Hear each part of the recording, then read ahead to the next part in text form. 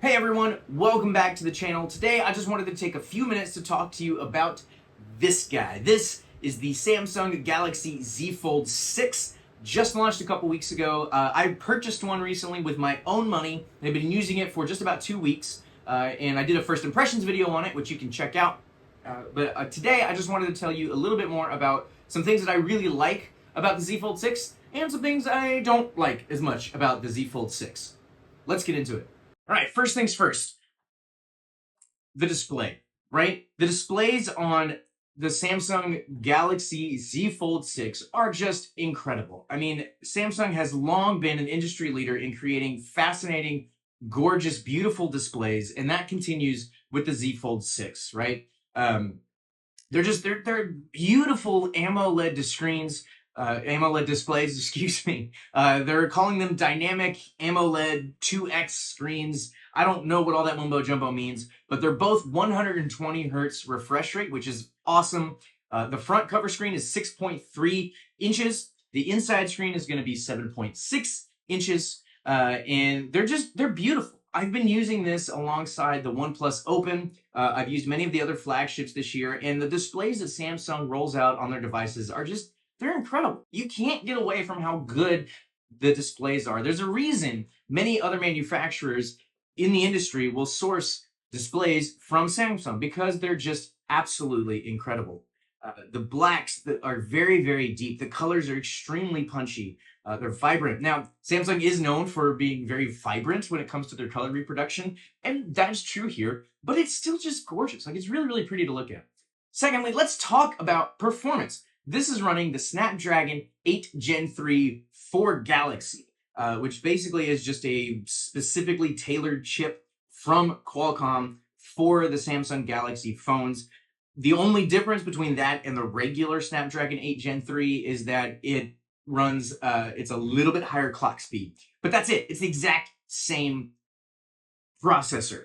But that's a good thing because the 8 Gen 3 is super, super fast. Everything I do on this phone just absolutely flies. Like, there's nothing, I've never once thrown anything at this phone that has caused it to stutter or lag. Everything just navigating around the UI is a complete breeze, and it's just a joy to use, right? Like, there's nothing about this that I've gone like, oh wait, that's weird. Like, why isn't it doing that better? So I'm really, really, really impressed with the performance of the Z Fold 6. It's also coupled with 12 gigabytes of RAM, which helps with the performance because it hasn't been an issue from a performance standpoint, but it is a little disappointing for a lot of reasons, which I'll get into, and we'll talk about it towards the end. So you get 12 gigabytes of RAM, and you get 256 gigabytes, 512, or 1 terabyte of storage. So it's spec'd out decently well, which again we'll get to towards the end, but the performance is great. Okay, so I can't really complain about the performance. There's nothing I can say about it. I really, really like it. It's a really, really solid phone.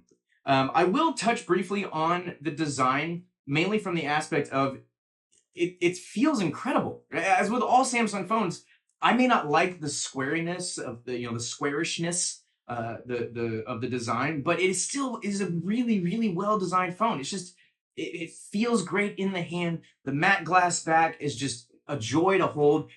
It's a little slippery, but it's really nice to hold. The color is just absolutely gorgeous. I mean, I don't know if you can see that, but it's just a beautiful, beautiful color. So I'm a little biased to that. But it is a really, really well designed phone. It's a solid package that you get. So the display, the performance, the feel in the hand, color, all that stuff, those are things that I really, really enjoy about this Galaxy Z Fold 6. All right, so we talked about some things that I really liked about it. Let's talk about the things I don't like. Just to bring it back around again, I don't like the squarish design.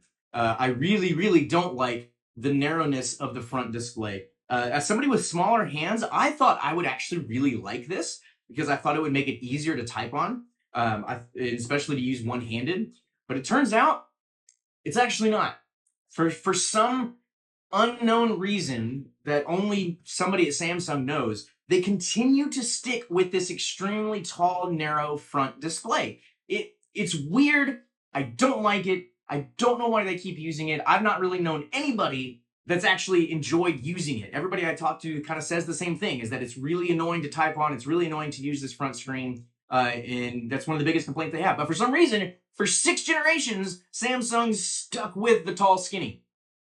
Let's move on. That frustration extends to the inner display as well, because since you got the crazy kind of tall, skinny aspect ratio on the front, that also means you get a kind of a crazy aspect ratio on the inside, right? Since it's not perfectly square, there's a lot of apps that you kind of have to rotate the phone. You got to play like some rotating game to figure out the best aspect ratio for it. And a lot of apps don't display well with this aspect ratio. I can't believe that Samsung hasn't figured this out after 6 generations. Like, this aspect ratio doesn't work for most apps. I don't get it. I don't get it. When using my OnePlus Open that has a more rectangular aspect or more squarish aspect ratio, it works so much better. It works so much better for most apps. You're getting me all fired up, all right? But anyway, I really, really don't like the aspect ratio of the front screen or of the inside screen. Second thing I don't like, the cameras. The cameras aren't bad, right? I can't really objectively say they're bad, but what I don't like about them is they're old. They were the same exact cameras used from last year's Z Fold 5. So there's no improvement, and they haven't really done any improvements on the software front either. Like, it's all the same camera setup, which wouldn't necessarily be a problem, except that it's now behind the cameras in the Galaxy S24 and the X24 Ultra. Like, they're not as good as those cameras. And they're not as good as a lot of the other flagship cameras. Like, personally, I think they're worse than the OnePlus 12 cameras. I think they're worse than the OnePlus Open cameras. Like, they've made no improvements to the camera whatsoever. And they're calling this the latest generation phone. They're calling this the next, the newest generation, the latest, charging a crap ton of money for it, which we'll get to. But there's been no noticeable improvement to the cameras. The same can be said of the inner display camera that's right there. It's cool that it's under the display. Like, I like that. But there's no improvements. They haven't made the under display technology any better. The front camera hasn't been improved. So the overall camera improvements, I'm not a fan of, because there aren't any. The other thing I don't like is the bloat that Samsung continues to push on all of their devices. I mean, there's so many apps in here that are Samsung devices, that are Samsung apps. Like, they have a whole folder of just Samsung apps, and they're all duplicates, often of them, of Google's apps, right? So I don't get it. I don't understand. The last thing I will say is I don't like the crease, right? So OnePlus figured it out. Supposedly Google has figured it out with the latest Pixel 9 Pro Fold, but this crease is still very noticeable. It's still very prominent, and Samsung hasn't figured it out after 6 generations. They finally figured out how to get it to lay flat, which is nice, but they can't figure out a crease. Like, don't rest on your laurels, Samsung. Do something better. That's all. That's what I'm saying. So, that's kind of what I really like about the Samsung Galaxy Z Fold 6. What I don't like. One other thing that you may have noticed I didn't talk about is the AI features. I'm planning to do a whole video on the AI features in the Samsung Galaxy Z Fold 6. But I will say that there are some useful ones, and there's some not. So if you like what Samsung is doing with the AI space, there's plenty of other great reviews on a lot of the stuff that they've done with AI. It's another great reason to pick up the phone. There's a lot of good things they put in there.